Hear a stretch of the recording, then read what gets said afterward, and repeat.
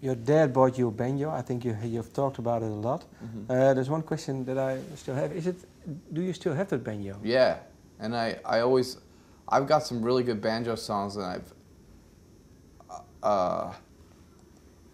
when I pick up the banjo again, the first time in a long time, it's like this sound is so ethereal and dreamy because you have the high G drone string, and just like these certain modes I play in. It's really simple. It's just sort of like basically D and G, but like leaving certain strings open, and I have some really good banjo songs that I tried to record for the last record. I have versions, and then I didn't even get around to it this time. And so thanks for reminding me, because I always tell people that I've used up all my material, but it's not true, and I got some really good banjo songs. Do you write? Did you write them on the banjo? Yeah, yeah. And how many songs are there? Well, I have this one that I recorded on a radio show, which is a similar style to the tunes that I sort of write on banjo these days, and that song's called Nicotine Blues. There's a radio version of me doing that on WFMU, but that's from like 2008 or something. But I have another, mainly just this one, but there's like other modes, I could write about 3 solid songs out of this style, which is sort of like what happened, like this new record, there's a certain style, so it turns into a few songs, really.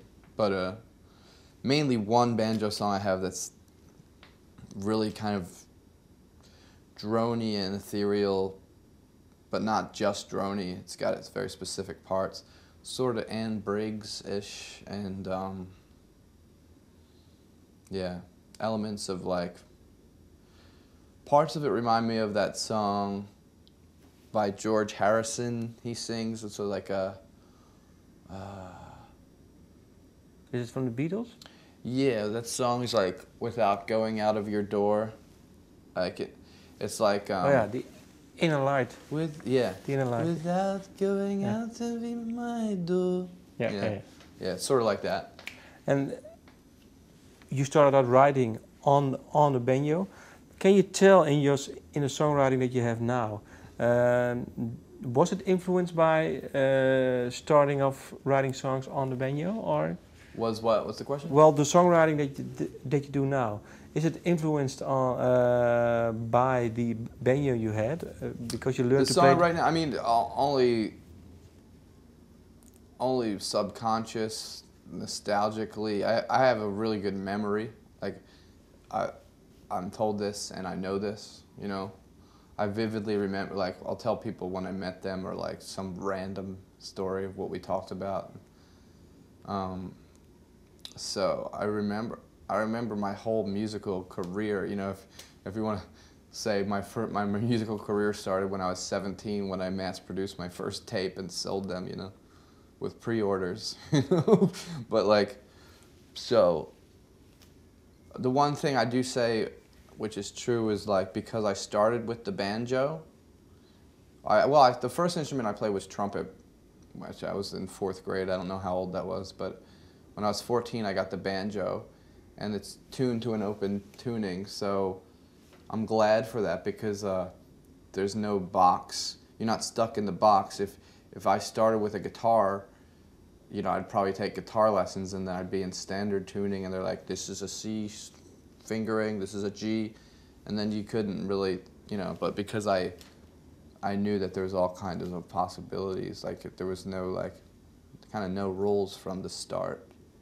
Because even when I played the banjo, I had a banjo teacher for like a year, and he taught me a couple like bluegrass patterns the first thing, and then first lesson, and I learned them, and then I stopped like trying to learn whatever those things were, and I would just bring in cassette tapes of my favorite songs, and he'd just teach me the chords, and I'd strum them, Yeah.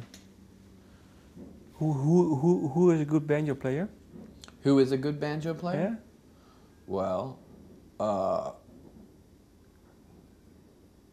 I mean, Ralph Stanley, uh, is it Lester Flatt or Earl Scruggs that plays a bit banjo? I'm not sure. I think it's Lester Flatt. You know, but there's other people more primitive. You know, there's like Doc Boggs.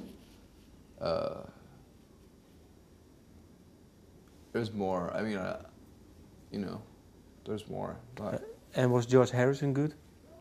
he didn't play the banjo. He played. Sitar. No, but he also played the banjo. John Lennon. At home he did. Oh, at home? George, yeah. There was some footage that he plays something on That's the banjo. cool. Oh, you know, Neil Young played a decent banjo. It's all about the feel, I guess. The banjo it really is an awesome instrument because you pick it up. Like I say, when I haven't picked it up, just the way it resonates, and it's like the hick sitar or something.